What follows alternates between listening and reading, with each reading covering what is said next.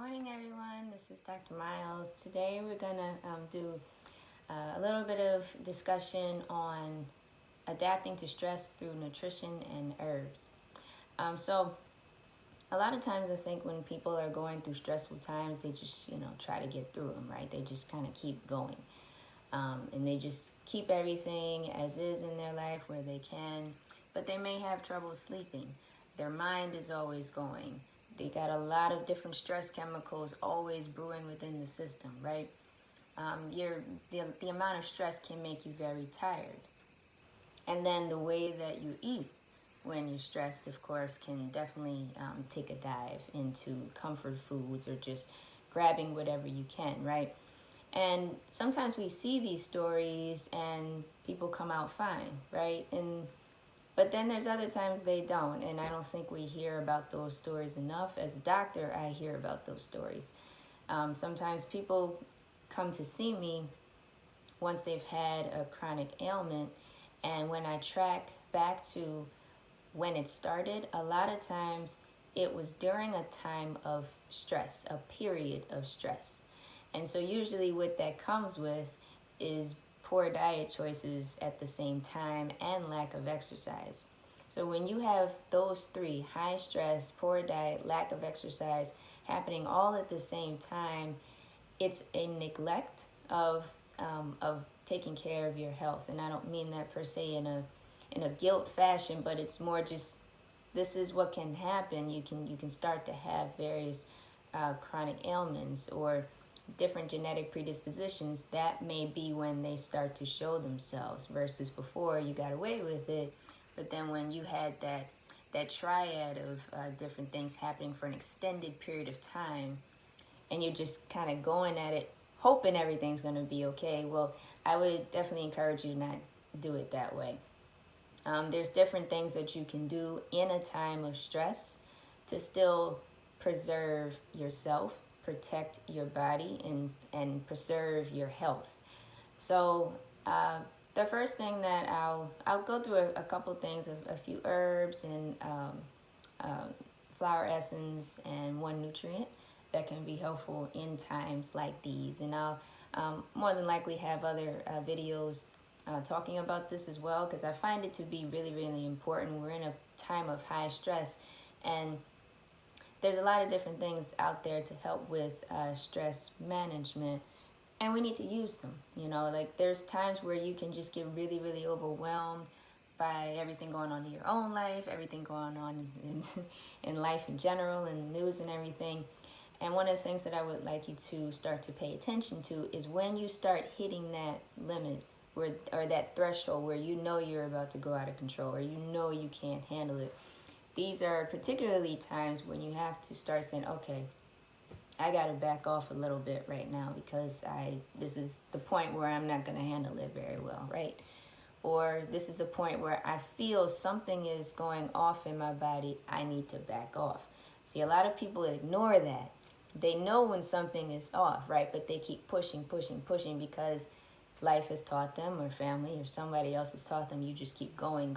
There's a way to keep going.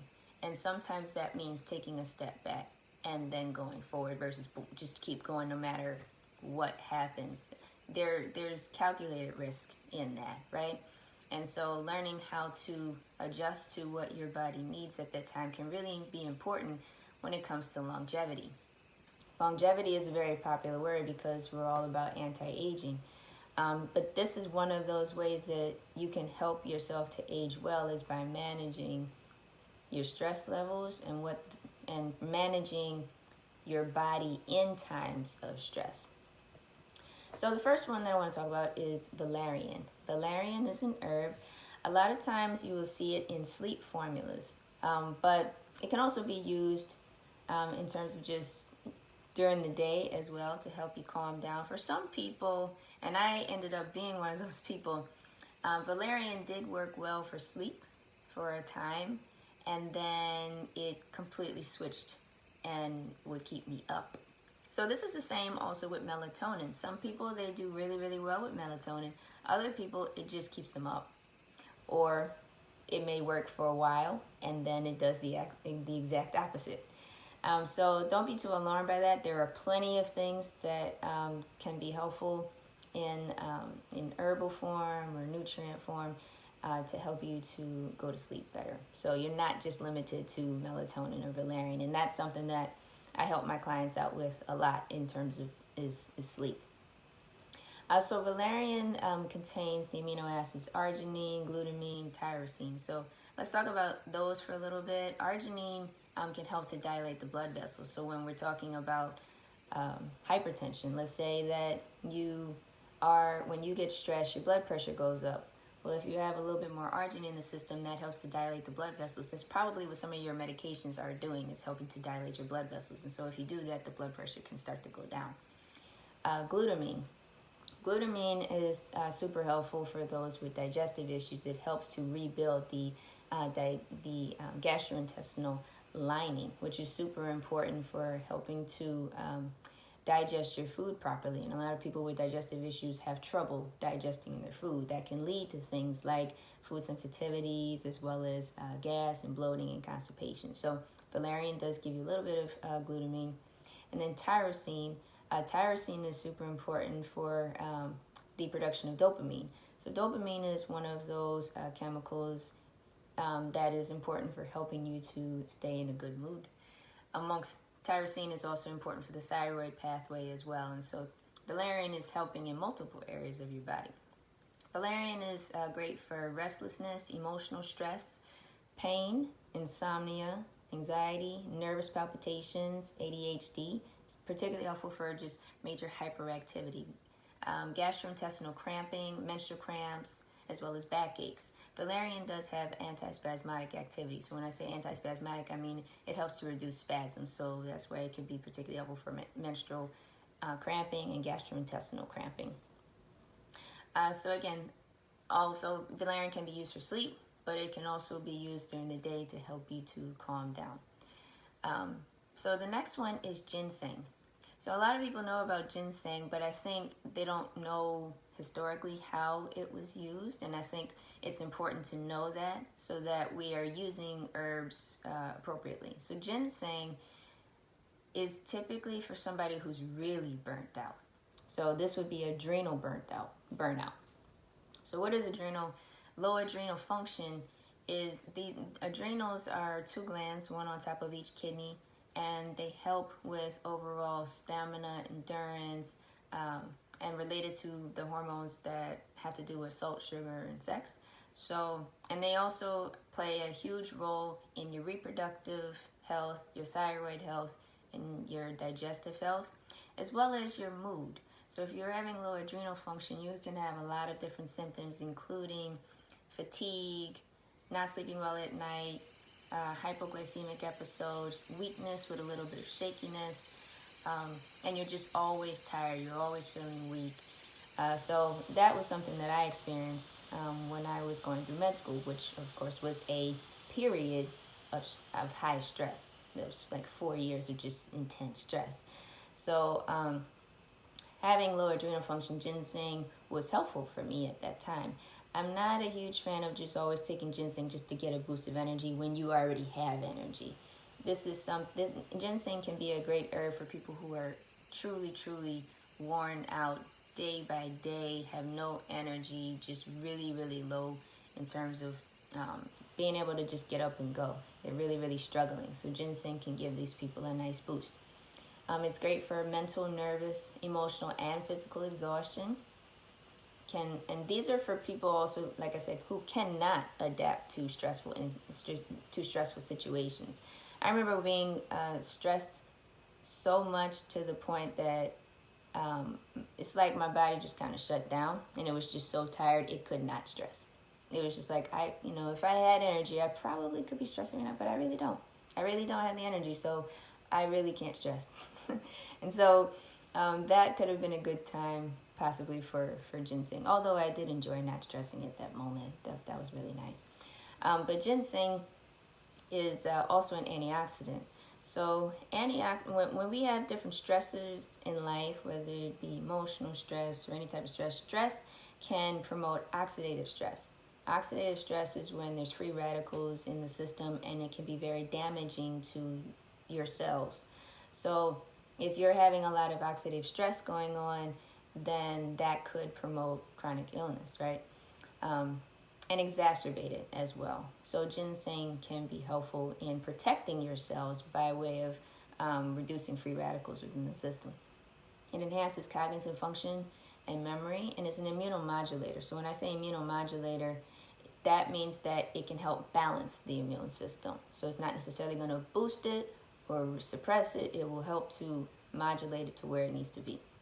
So ginseng is contraindicated when you're using the drug phenelzine at the same time because it has resulted in manic-like symptoms. So herbs are wonderful tools for healing and support, but some of them do have contraindications. So when you're looking at different herbs that you want to use, also pay attention to that as well as and also your the medications that you're taking to make sure that there's no contraindications or major interactions like this one. So that's something that I help my clients with a lot. I'm a naturopathic doctor who focuses on prevention, IBS, and kidney disease. And I see a lot of other things outside of that as well. And so a lot of people are on medications when they come to see me. So this is a conversation that we do have when I'm looking at different things that I want to use with them. So the other way that you can, going back to the antioxidants, the other way that you can keep antioxidants flowing within your system is by eating a healthy diet of fruits and vegetables. A lot of times, I think our culture is very much focused on macronutrients, which is proteins and fats and carbs, and getting the right ratio between all of those. But what's not talked about enough is micronutrients. These are things like the antioxidants, the minerals, the vitamins that can be found freely within fruits and vegetables.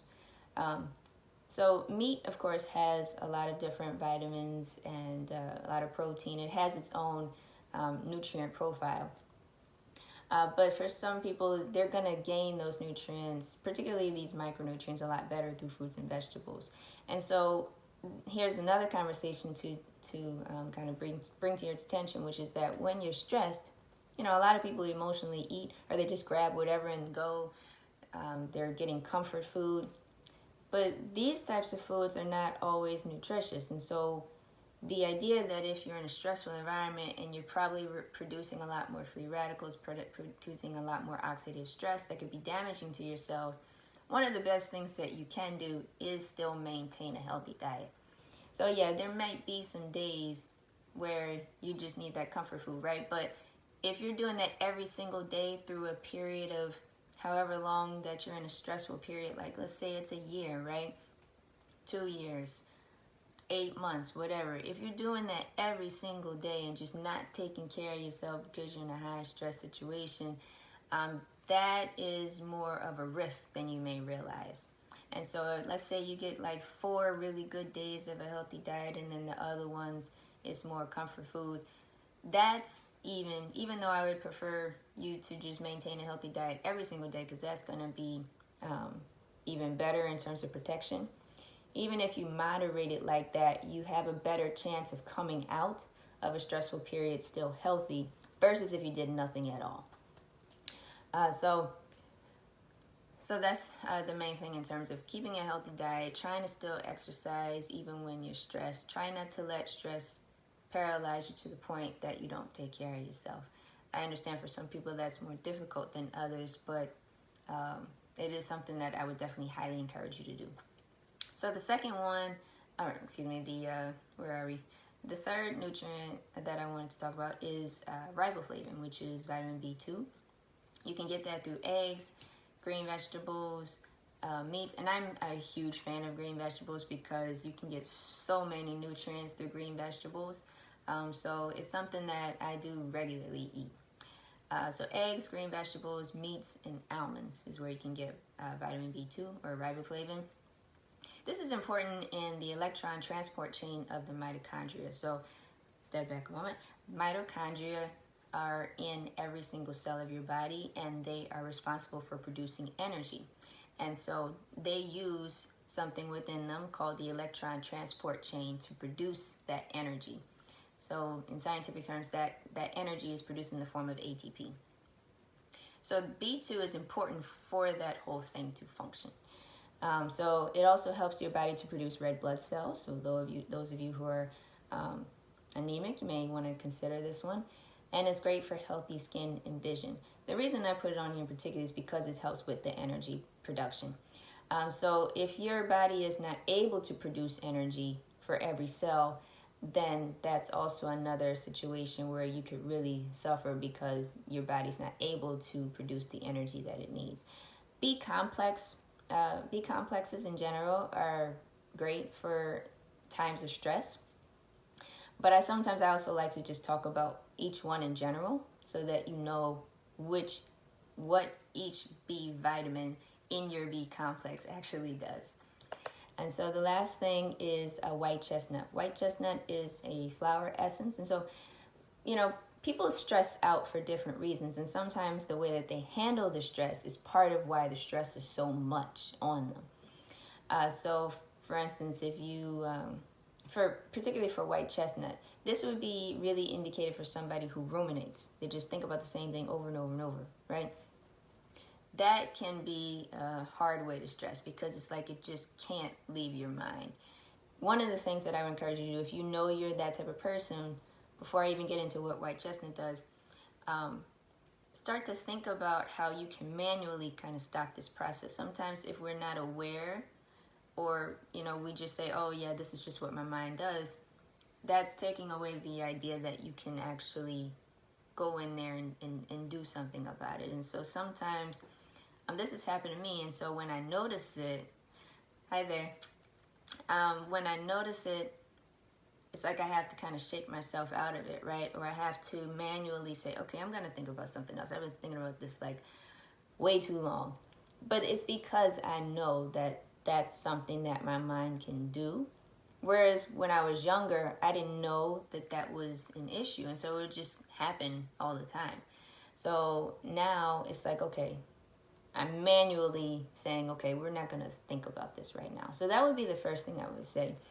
In addition to what can be done with different nutrients and herbs, the part that you can do manually on your own, I definitely encourage you to incorporate that as well. So white chestnut is the last one we're going to go over today in terms of nutrients and herbs that can help you adapt to stress. So it encourages the positive potential to find tranquility and peace of mind.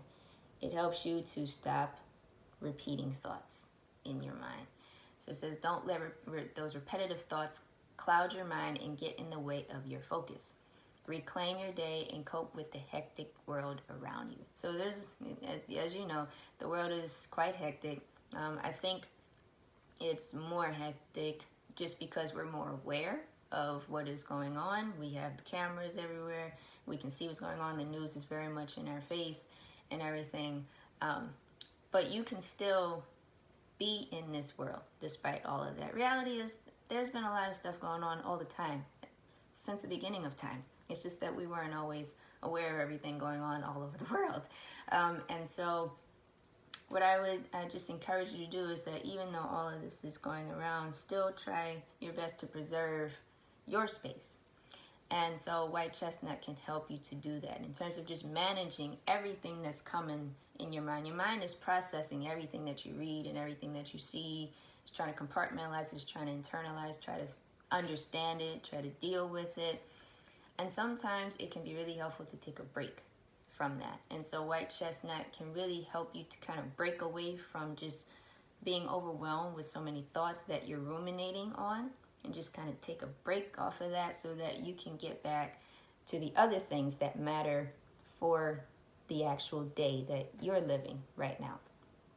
So that's why I say, in addition to the different herbs and the different nutrients that can be helpful, it's also about understanding your own mind and what triggers you, what stresses you out, and what things you can use to deal with that best. And so this is why when people come to me for stress management, it's important that I understand where their stress is coming from, how it's stressed, because some people are just on fire with stress, and then some people they've been so stressed for so long that they're just low in functioning. And so it can be a balancing game in terms of, okay, do I need to build them up or do I need to calm them down? Do I need to give them a bit of both?